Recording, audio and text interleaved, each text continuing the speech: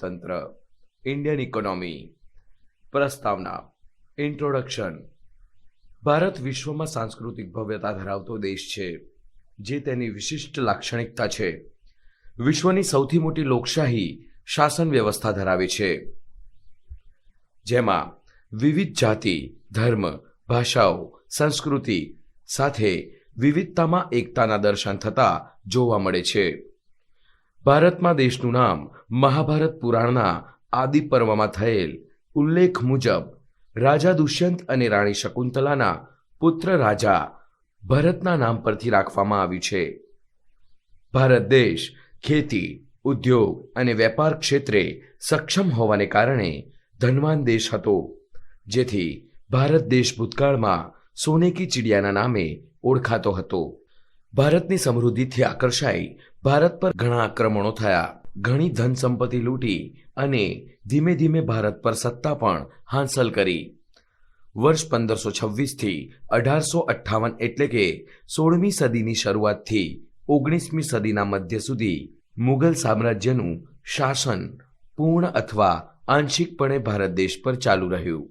આ ઉપરાંત ભારતમાં વેપાર અર્થે આવેલા ફ્રેન્ચ, પોર્ટુગીઝ, ડચ અને અંગ્રેજો જેવા વિદેશીઓ પૈકી અંગ્રેજોએ 1757થી 1947 સુધી ભારતમાં પોતાનું આધિપત્ય જમાવ્યું, જેમાં 1757થી 1858 સુધી ઈસ્ટ ઇન્ડિયા કંપનીનો સમયગાળો અને 1858થી 1947 સુધી બ્રિટિશ શાસનના સમયગાળા તરીકે ઓળખાય છે.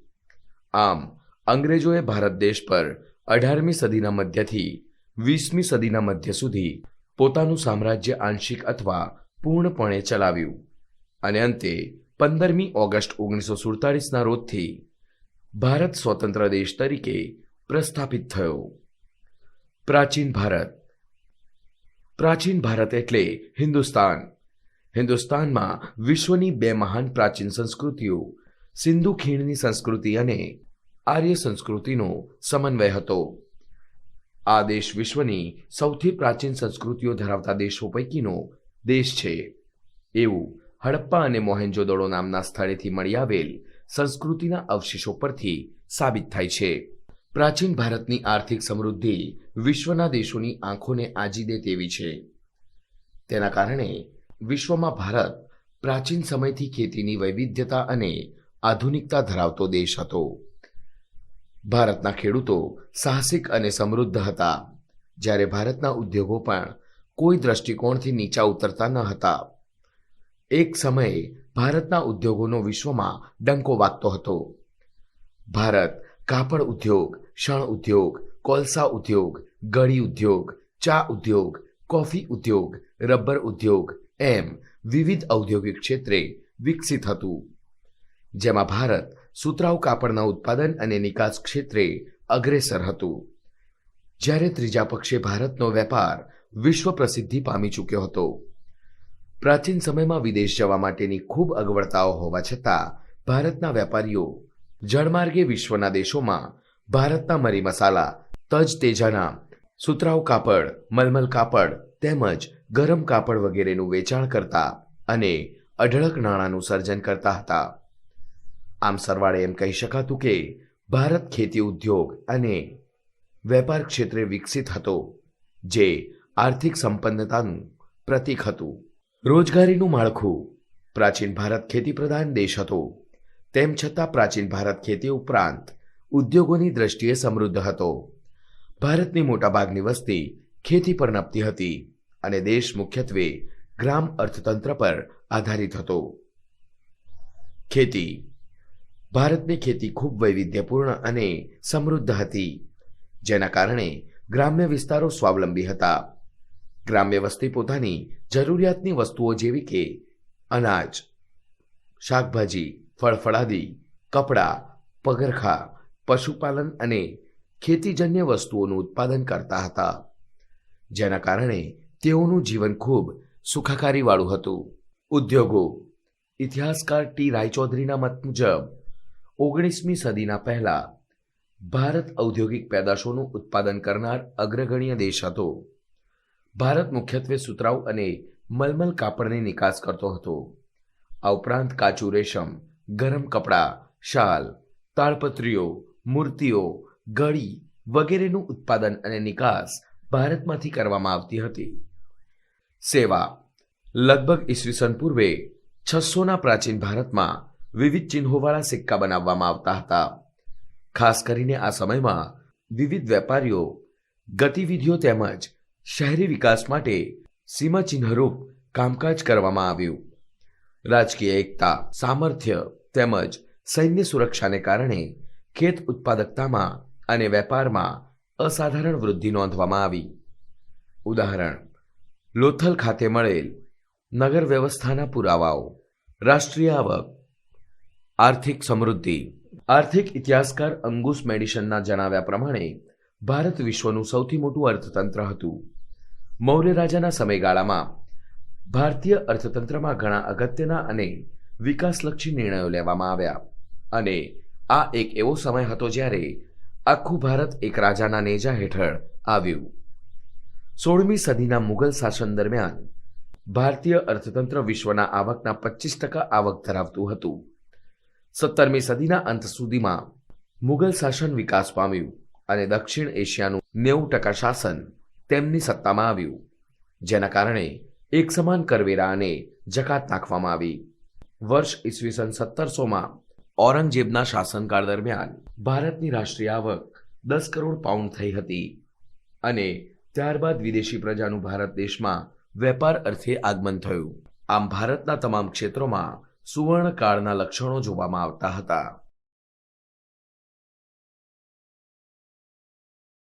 સ્વાતંત્ર્ય પહેલાનું ભારતનું અર્થતંત્ર. Indian economy before independence. અંગ્રેજો ભારતમાં આવ્યા ત્યારે ભારતીય ખેતી, ઉદ્યોગો અને વેપાર જાહોજલાલી ભોગવતા હતા. ભારતનું નામ વિશ્વવિખ્યાત હતું. ભારતના સુતરાઉ કાપડ, મલમલ કાપડ, તાંબા પિત્તળના વાસણો, ગરમ કપડાં, મરી મસાલા, તેજાના, લોખંડના ઓજારો વગેરેની વિશ્વના બજારોમાં માંગ હતી. ભારતના ગ્રામ્ય વિસ્તારો સુખી અને સંપન્નતા સાથે સ્વાવલંબી હતા. ગૃહ ઉદ્યોગો અને નાના પાયાના ઉદ્યોગોનો વિકાસ વ્યવસ્થિત થયો હતો. ભારતના વેપારમાં નિકાસો પ્રાધાન્યતા ધરાવતી હતી. આમ ભારતનો આ એક સુવર્ણકાળ હતો, જેના કારણે વિદેશી પ્રજાનું ભારત પ્રતિ આકર્ષણ વધ્યું અને પ્રથમવાર વેપાર અર્થે તેઓનું ભારતમાં આગમન થયું. ભારતમાં આવેલ વિદેશી પ્રજામાં ફ્રેન્ચ, ડચ, પોર્ટુગીઝ અને અંગ્રેજો વગેરે હતા. શરૂઆતમાં તેઓ માત્ર વેપાર પર જ ધ્યાન કેન્દ્રિત કરતા હતા, પરંતુ સમય જતાં આ વિદેશી પ્રજાઓ વચ્ચે ઘર્ષણ વધ્યું અને તેના કારણે પોતાની તાકાતનું પ્રદર્શન કરવા સૈન્યનો ઉપયોગ થવા લાગ્યો. જે પૈકી અંગ્રેજ સૈન્ય વધુ શિસ્તના આગ્રહી હોવાથી તેમજ તેમને ઇંગ્લેન્ડનો રાજકીય સાથ મળતા તેઓએ ધીરે ધીરે ભારતમાં સત્તા હાંસલ કરવા તરફ પ્રયાણ કર્યું અને આમ વર્ષ 1757થી 1947 સુધી ભારતને અંગ્રેજ એટલે કે બ્રિટિશ શાસનનો ભોગ બનવું પડ્યું. બ્રિટિશ શાસન દરમિયાન ભારતને ઓછા પ્રમાણમાં સારા પરિણામો અને વધુ પ્રમાણમાં ખરાબ પરિણામોનો સામનો કરવો પડ્યો. રેલવે. બ્રિટિશ શાસન દરમિયાન ભારતને મળેલ રેલવે લાભ આપનારી વ્યવસ્થા બની. ભારતના વાહન વ્યવહારને ઝડપી અને સુદૃઢ બનાવવામાં રેલવેએ ખૂબ સુંદર ભાગ ભજવ્યો. રેલવેની શરૂઆત 16મી એપ્રિલ 1853ના રોજ બોરી બંદર એટલે કે આજનું મુંબઈ CST થી થાણેના પ્રથમ રૂટ દ્વારા થઈ, જે 1947 સુધીમાં 53,000 કિલોમીટર લંબાઈ ધરાવતી હતી અને 68 લાખ પ્રવાસીઓને લાભ આપનારી ખાનગી સંસ્થા હતી. માર્ગ પરિવહન. અંગ્રેજોના શાસન દરમિયાન 1855માં જાહેર બાંધકામ ખાતાની એટલે કે PWDની રચના કરવામાં આવી. ભારતમાં રોડ રસ્તા બાંધકામની જવાબદારી બ્રિટિશ શાસને ઉપાડી. 19મી સદીના અંત સુધીમાં કુલ 2,78,420 કિલોમીટર રસ્તા હતા. તે વધીને 1943 સુધીમાં રસ્તાની લંબાઈ 4,47,105 કિલોમીટર થઈ હતી, જે પૈકી 32% પાકા રસ્તા અને 68% કાચા રસ્તા હતા. બેંકો. વર્ષ 1770માં ખાનગી ક્ષેત્રમાં બેંકની શરૂઆત થઈ, જે 1946 સુધીમાં 700થી વધુ સંખ્યામાં વિકસી 1935માં ભારતીય રિઝર્વ બેંક ઓફ ઇન્ડિયા એટલે કે આરબીઆઈની રચના થઈ, જે નોંધનીય બાબત હતી. સામાજિક માળખું. અંગ્રેજ શાસન દરમિયાન થયેલ અન્ય ગણના પાત્ર કાર્યોમાં બાળકીને દૂધપીતી કરવાનો રિવાજ નાબૂદ કરવામાં, પીંઢારાનો નાશ કરવામાં અને સતી પ્રથાનો રિવાજ રોકવામાં ભારતીયોને આપેલ સાથ સહકાર ગણનાપાત્ર ગણવામાં આવે છે. ખેતી. અંગ્રેજ શાસન દરમિયાન ભારતીય ખેડૂતો પાસેથી ઊંચા દરે લેવાતું જમીન મહેસૂલ, જમીનદારોની પ્રથાને પ્રોત્સાહન, ખેડ હકને સુરક્ષા અને સલામતી ન આપવી વગેરે દ્વારા ખેડૂતોનું ભારે શોષણ થયું, જેથી ભારતીય ખેડૂતો ગરીબ બન્યા અને કેટલાક ખેતમજૂર બની ગયા. આ ઉપરાંત ખેતીનો પોતાના સ્વાર્થ માટે ઉપયોગ શરૂ કરાવ્યો, જેના લીધે ખેડૂતોને ખૂબ નુકસાન થયું. અંતે બ્રિટિશ શાસનને કારણે ખેતી અને ખેડૂતો પાયમાલ થયા. આ ઉપરાંત બ્રિટનની ઔદ્યોગિક ક્રાંતિ બાદ કાપડ ઉદ્યોગમાં ગળીની જરૂરિયાતોમાં વધારો થયો, તેથી બ્રિટિશ સરકારે ગળીનું ઉત્પાદન અને નિકાસ વધે તેવા પ્રયત્નો કર્યા. પરંતુ ગળીનું ઉત્પાદન કરનારા ખેડૂતોને વાવેતર માટે ધિરાણ અપાતું ન હતું અને જો પાક નિષ્ફળ જાય તો ધિરાણ ભરપાઈ ન કરી શકવાથી ખેડૂતો દેવાદાર બની ગયા અને આમ ખેડૂતોના હાલ બેહાલ થઈ ગયા. મહેસૂલનો દર. ઈસ્ટ ઇન્ડિયા કંપનીએ વિભિન્ન રાજાઓ પાસેથી મહેસૂલ ઉઘરાવવાની સત્તા મેળવીને ભારતના જમીન માલિકો પાસેથી ઊંચા દરે મહેસૂલ ઉઘરાવવાનો પરવાનો મેળવ્યો, જે જમીનદારો પાસે હતો. બ્રિટિશ સરકાર દ્વારા ખેડૂતની ખેતીની આવકના અડધો ભાગ જેટલા ઊંચા દરે મહેસૂલ ઉઘરાવવાની નીતિ ઘડવામાં આવી હતી.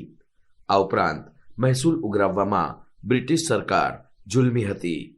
તે ખેડૂતોને દંડ કરતી, મિલકત જપ્ત કરતી અને ખેડાણ હેતુથી આપેલ જમીન પાછી લઈ લેતી હતી. આમ આવા મનસ્વી નિર્ણયોથી ભારતીય ખેતીને પારાવાર નુકસાન થયું. કરવેરાના ઊંચા દરો. બ્રિટિશ શાસન દરમિયાન કરવેરાની આવક અંગે દાદાભાઈ નવરોજીની ગણતરી મુજબ 1876માં ઊંચી આવકવાળા બ્રિટનમાં કરવેરા દ્વારા રાષ્ટ્રીય આવકના 8% જેટલો હિસ્સો આપતા હતા, જ્યારે બ્રિટિશ સરકાર ભારતમાં નીચી આવકવાળા પાસે 15% જેટલો રાષ્ટ્રીય આવકનો હિસ્સો કરવેરા રૂપે ઉઘરાવતી હતી. દાખલા તરીકે મીઠા પરનો કરવેરો. ભારતમાં મીઠું દરિયાકાંઠે અને રણપ્રદેશમાં સરળતાથી મળતું હતું. તેમ છતાં બ્રિટિશ સરકાર ઇંગ્લેન્ડથી જહાજો દ્વારા મીઠું ભારત લાવતી હતી અને તે ભારતમાં વેચતી હતી, જ્યારે ભારતમાં પાકેલા મીઠા પર ઊંચો કરવેરો લેવાતો, જેથી એક તરફ બ્રિટિશ શાસનને કરવેરાની આવક થાય અને બીજી તરફ ભારતીય મીઠું મોંઘું હોવાથી તે ઓછું વેચાય તો બ્રિટનને તેનો લાભ થાય. આથી જ ગાંધીજીએ દાંડી કૂચ કરીને સવિનય મીઠાનો સત્યાગ્રહ કર્યો હતો. જકાતના વિવિધ દરો. આયાત અને નિકાસ થતી વસ્તુઓ પર જે કરવેરો નાખવામાં આવે છે તેને જકાત કહે છે. ઈસ્ટ ઇન્ડિયા કંપનીએ મુગલ બાદશાહ પાસેથી 1716માં સનદ એટલે કે પરવાનગી મેળવીને તે પ્રદેશ પૂરતી જકાતમાં માફી મેળવી હતી. તેનાથી વિરુદ્ધ ભારતીય વેપારીઓને વિવિધ પ્રદેશની જકાત ભરવી પડતી હતી. દાખલા તરીકે ભારતના સુતરાઉ કાપડની નિકાસ પર 15% જકાત અને બ્રિટનથી આવતા સુતરાઉ કાપડ પર માત્ર 2.5% જકાત નાખવામાં આવતી હતી. આ ભેદભાવભરી જકાત નીતિએ ભારતના સુતરાઉ કાપડ ઉદ્યોગને બરબાદ કર્યો. આમ આવી નીતિથી સમગ્ર ભારતીય ઉદ્યોગોની પડતી થઈ. ઉદ્યોગ નીતિ. બ્રિટનમાં ઈસવીસન 1750થી 1830ના સમયગાળા દરમિયાન ઔદ્યોગિક ક્રાંતિ થઈ. તે સમયગાળા દરમિયાન બ્રિટિશ ઈસ્ટ ઇન્ડિયા કંપનીએ ભારતમાં સત્તા સ્થાપિત કરવાની શરૂઆત કરી દીધી હતી, જ્યારે ઈસવીસન 1858 સુધીમાં દેશનો ઘણો ભાગ અંગ્રેજોના શાસન હેઠળ આવી ગયો હતો, જેથી બ્રિટિશ શાસન હેઠળના ભારતીય વિસ્તારોમાં બ્રિટિશ સરકારે બ્રિટનની ઉત્પાદિત વસ્તુઓ વધુને વધુ વેચાય તેવી નીતિ અપનાવી હતી, જેથી ભારતીય ઉદ્યોગ સાહસિકો નિરુત્સાહી બન્યા અને વિકાસના માર્ગે આગળ વધવાને બદલે પડતી થઈ, જેથી ભારતીય ઉદ્યોગો પડી ભાગ્યા અને તેના કારણે શ્રમિકોની બેકારી વધી, જે તેમને ફરી ખેતી તરફ વાળવામાં કારણભૂત બની, જેથી શ્રમિકોનું ખેતી પર ભારણ વધ્યું. આર્થિક શોષણ. બ્રિટિશ અર્થતંત્રને સુદૃઢ કરવાના આશયથી ઈસ્ટ ઇન્ડિયા કંપનીએ અને બ્રિટિશ સરકારે એવા પ્રકારની વ્યૂહરચનાઓ અપનાવી કે જેના દ્વારા માત્ર બ્રિટિશ અર્થતંત્રને લાભ થાય. તેઓએ ખાસ કરીને એવી વેપાર નીતિઓ અપનાવી જેના દ્વારા ભારતીય સાધનોનો મહત્તમ ઉપયોગ કરી બ્રિટનના ઉદ્યોગોનો વિકાસ થાય. આ ઉપરાંત તેમની ખેતનીતિ અને ઔદ્યોગિક નીતિઓ પણ બ્રિટનમાં વિકાસને પ્રોત્સાહકરૂપ હતી. જેમ કે ભારતના ભોગે બ્રિટિશ ઉદ્યોગોને જરૂરી કાચો માલ મળી રહે એ હેતુથી ભારતીય ખેતીનું વેપારીકરણ કરવામાં આવ્યું, જેથી બ્રિટિશ અર્થતંત્રને અનુકૂળ વસ્તુઓ અને સેવાઓ મળી રહે. હસ્તકલા કારીગરનું શોષણ. વિવિધ હસ્તકલા વસ્તુઓના વેચાણ દ્વારા ઈસ્ટ ઇન્ડિયા કંપની ભારે આવક ઊભી કરવા ઈચ્છતી હતી, જેથી તેણે આંતરિક વેપારમાં ઇજારાનો લાભ લઈ હસ્તકલાના કારીગરો પાસેથી બજાર કિંમત કરતાં 15થી 40% ઓછી કિંમતે વસ્તુ ખરીદી લેતા અને જો કારીગરો પોતાની વસ્તુઓ નીચા ભાવે આપવાની આનાકાની કરતા તો તેઓ પર અંગ્રેજો દ્વારા શારીરિક જુલમ કરવામાં આવતો. મૂડીરોકાણ પ્રવાહ. બ્રિટિશ શાસન દ્વારા ભારતની અને બ્રિટનની જે મૂડીનું રોકાણ કરવામાં આવ્યું તેની દિશા બ્રિટન તરફી અને ભારત વિરોધી રાખવામાં આવી. એટલે કે આ મૂડીરોકાણથી ભારત પર અંગ્રેજોનું સામ્રાજ્ય કાયમ રહે અને બ્રિટિશ અર્થતંત્રને તેનો સઘળો લાભ મળે તેવું પ્રયોજન કરવામાં આવ્યું. દાખલા તરીકે રસ્તા અને રેલવે પાછળ થયેલું જંગી મૂડીરોકાણ. આ મૂડીરોકાણ પાછળનો મુખ્ય હેતુ બ્રિટનમાં કાચા માલની આયાતને, ભારતમાં તૈયાર વસ્તુની નિકાસને અને લશ્કરી હેરફેરને અનુકૂળ રહે તેવા રસ્તા અને રેલવે રૂટ તૈયાર કરવાનો હતો. તદુપરાંત રેલવે માટેના ઉચ્ચ તજજ્ઞો અને અધિકારીઓને બ્રિટનથી ઊંચા દરે ભારતમાં લાવવામાં આવ્યા. બ્રિટિશ શાસન દ્વારા શિક્ષણ પાછળ મૂડીરોકાણ કરી બ્રિટિશ મૂડીરોકાણ ખર્ચને ઊંચા વ્યાજ દરે બ્રિટનમાંથી મૂડી લાવી ગોઠવવામાં આવ્યું અને તેનો સમગ્ર બોજો ભારતના માથે જ લાદવામાં આવ્યો. વિવિધ ભરણાનો બોજો. ભારતે બ્રિટિશ હુકુમત વહીવટનો ચાર્જ પણ ચૂકવવો પડતો હતો, જે હોમ ચાર્જિસ એટલે કે ભરણા તરીકે ઓળખાતો હતો. ભારતે બ્રિટિશરોની આવી કેટલીક ચૂકવણીઓ કરવી પડતી હતી, જેમ કે બ્રિટિશ અધિકારીઓના પગારો તથા પેન્શન, ભથ્થાઓ, લશ્કરનો ખર્ચ, દેવા પરની વ્યાજની ચૂકવણી વગેરેનો સમાવેશ થતો હતો, જેના આધારે બનતું બજેટ બ્રિટનમાં રજૂ થતું. ઈસવીસન 1924 અને 25માં વર્ષોમાં 300 લાખ પાઉન્ડ જેવી જંગી રકમ ચૂકવવી પડતી હતી, જે ઈસવીસન 1945માં 1350 લાખ પાઉન્ડ થવા પામી હતી. આવી વિશિષ્ટ ચૂકવણીઓને આધારે ભારત ગરીબ અને ભારતના ભોગે બ્રિટન ધનવાન બની રહ્યું હતું. અંતે 15મી ઓગસ્ટ 1947ના રોજ અંગ્રેજો જ્યારે ભારત છોડીને ગયા ત્યારે ભારતના ખેતી, ઉદ્યોગ અને વેપાર વગેરેની ભારે કંગાળ સ્થિતિ થવા પામી હતી. લગભગ 150 વર્ષના ગાળામાં દેશની માથાદીઠ આવક ઘટવા પામી હતી. જે ઇંગ્લેન્ડ કરતાં સમૃદ્ધ હતું તે બ્રિટિશ શાસનના શોષણને કારણે ઇંગ્લેન્ડની સરખામણીએ ખૂબ ગરીબ બન્યું હતું.